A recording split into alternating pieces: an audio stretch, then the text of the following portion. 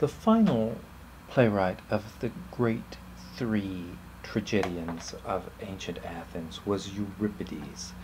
Euripides lived into his 70s, but that was much less, since Sophocles lived to be 90, and Aeschylus also lived to be a quite elderly man. He's thought of as having a much shorter life, surprisingly. He was born on Salamis Island, the son of a retailer who lived in this village off Athens. And interestingly, this Battle of Salamis, which was a sea battle that took place in the strait between Athens and Salamis Island, dates all three tragic playwrights. Because Aeschylus was actually fighting in the battle that day. He was somewhere in the neighborhood of 45 years old when that happened. Sophocles was selected as the victory paean, the leader of the victory paean, the boys' chorus, when they came home, he was about 16 years old at the time. And Euripides' birth is dated to the exact date of that battle. He was apparently a very handsome and very talented young man, as he was a dancer and a torchbearer for the religious rites of Apollo Zosterius. In his long life, he was married twice. It was said that both of his marriages were really disastrous. Like the other playwrights, he also was a bisexual man, but said that both of his wives were nags, and that both were unfaithful to him. But it's hard to know what context to place that in, because we also have lots of stories about him sleeping around with lots and lots of men and women. But that is not so much object of gossip, but as praise about him. So, the double standard there. The other two playwrights, Aeschylus is famous for innovating the second actor, and Sophocles for the third actor. The innovations of Euripides were more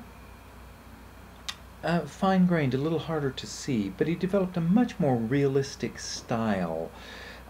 We wouldn't think of his plays as realism in any contemporary sense, but compared to either of his peers, his plays have a much more realistic tone and feel, less about gods, less about mythology, and more about humans.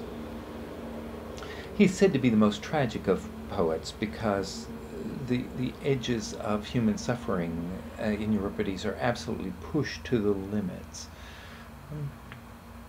It was also interesting because he is the first playwright who really had great sympathy towards the disempowered, the victims of society.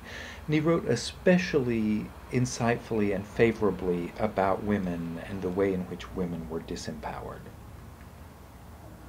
His plays often end with a Deus ex machina, a god descending in a basket to straighten everything out. Completely unprepared for in the story. We don't know, the plot just gets so complicated that the humans can't fix it, and then a god comes down, for which Aristotle and many other people made fun of him, condemned him for unimaginative ways to end his story. But it's possible that these were quite intentional effects in which he was trying to provoke some skepticism about the power of the gods, or about the justness of the world according to these kind of religious plans where the good are rewarded and the bad are punished. By making the ending ridiculous, he may well have been casting aspersions upon the religion of his time.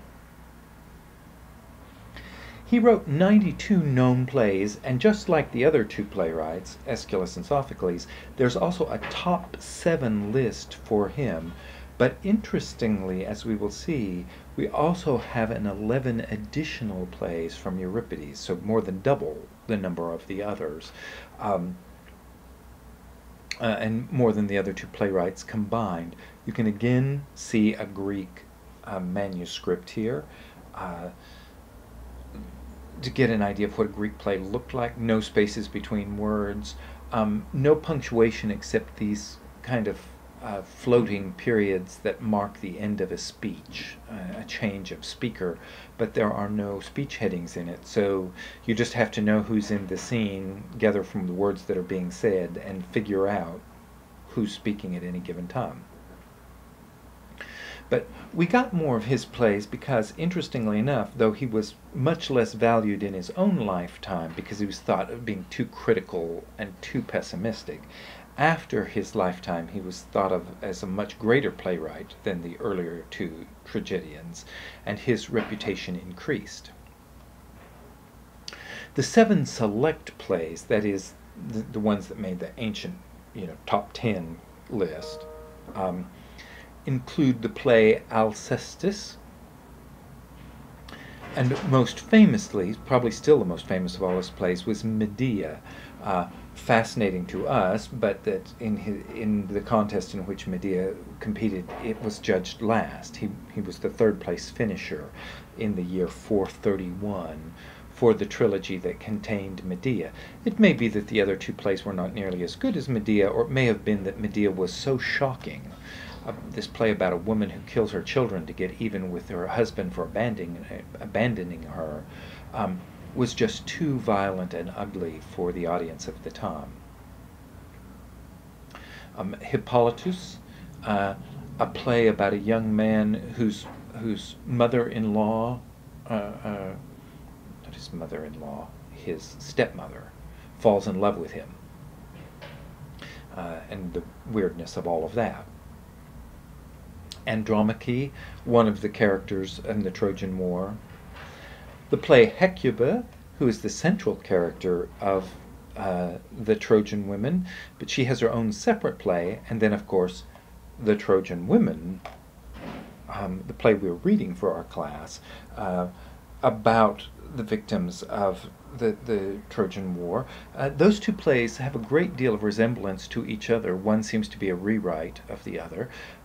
We now think of the Trojan Women as his masterpiece, but again, in the year that it was performed, 415 BCE, it was only the 2nd place winner. The Phoenician Women, thought of one of his top 7, and Orestes, another play about the same subject matter as Aeschylus's The Oresteia, this son who comes back to avenge the death of his mother. And finally, the Bacchae. This play was produced posthumously and won the 1st place award for him in his lifetime. That's Alan Cumming there in a modern production of the play. But in addition to those 7, there was also a 2nd volume of 11 plays rescued from the library at Constantinople. These plays are arranged, according to their titles, alphabetically in this volume, which is why they're called the alphabetical plays. And it tells us that the ancient Greek plays were preserved for quite a long time. The library at Constantinople lasted until about 1100. So these, and until quite late, we might have had a very large number, hundreds of Greek plays available to us, but it's just by chance that this one volume of additional plays was rescued, which, in addition to the 7 plays that were thought of as exemplary about each of these playwrights, and therefore very widespread as teaching tools and as literature in the ancient world, we have 11 more plays from Euripides. These include The Children of Hercules, which is about exactly what it sounds like. The Suppliants, which is again about the same subject matter as the play by Sophocles, just a different play. He also wrote an Electra play, so all 3 playwrights wrote a version of Electra. Gives it a slightly, each of them have their own twist on this play. Hercules, again about the death of Hercules, the end of his life.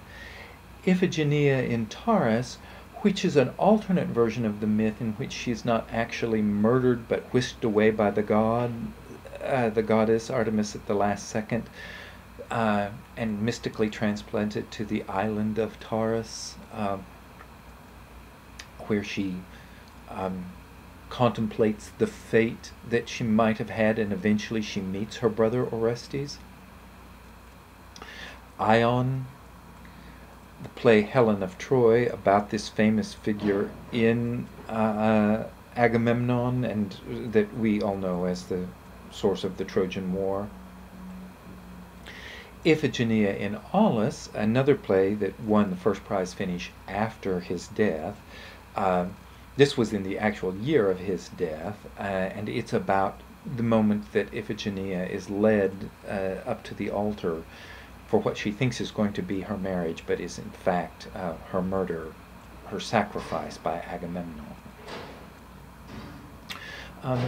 Also, a final play, Rhesus, of which the date is unknown, and this play we also have some questions about if it is really by Euripides. It doesn't seem very much like the rest of the canon, but who knows, because there's so many other plays that he wrote that we don't have extant anymore. Maybe he wrote a whole series of plays that are weird in a certain way, and this is the only one we have left.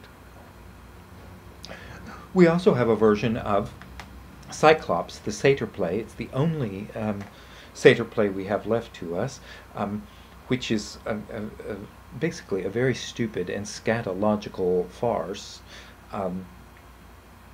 about a series of satyrs who are tormenting a Cyclops. We don't know what trilogy Cyclops was attached to, and we don't know what date it comes from, but we are very grateful to have at least one example, complete example, of a satyr play. Euripides was, as I've mentioned, very dark, very tragic, and thought lesser in his lifetime, but after he died, his legacy continued to rise. It is said that the Spartan generals, after they conquered Athens, grew merciful after they were entertained at a banquet with some lyrics from Euripides' play Electra. Plutarch says they felt that it would be a barbarous act to annihilate a city which produced such men as men like Euripides. Not a bad way to be remembered, to have saved your entire civilization eventually.